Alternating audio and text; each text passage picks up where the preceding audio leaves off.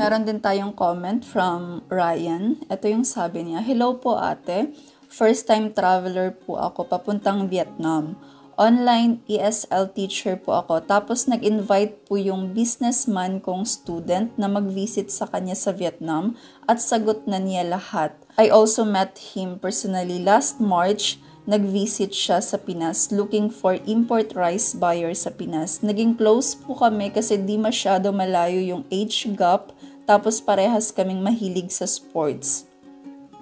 Ngayon gusto lang niya ipakita sa akin yung rice factory niya sa Vietnam para ma-explain ko raw ng maayos yung company profile niya sa mga clients or buyers niya pagbalik ko dito sa Pinas.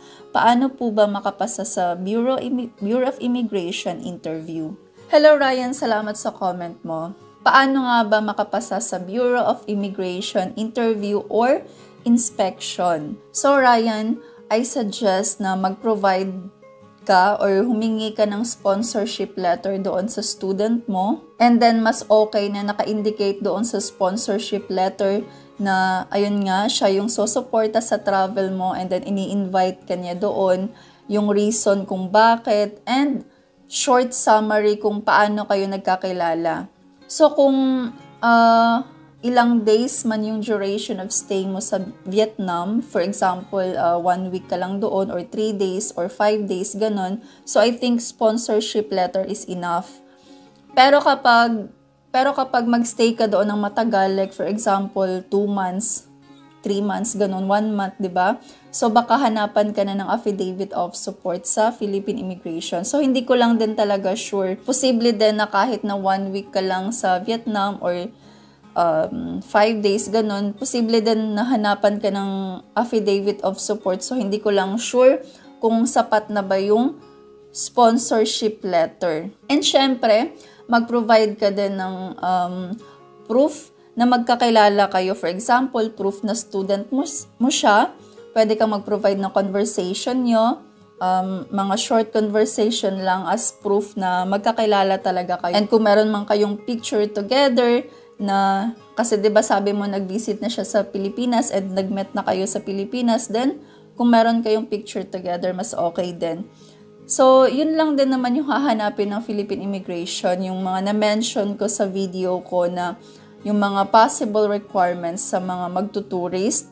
Ganun lang din naman yung dapat mong i-provide, and of course, magdadepende din sa country of destination mo kung ano-ano ba yung mga requirements na kailangan. For example, sa Vietnam, so, mag-search ka lang din kung ano ba yung mga requirements para mag-tourist sa Vietnam.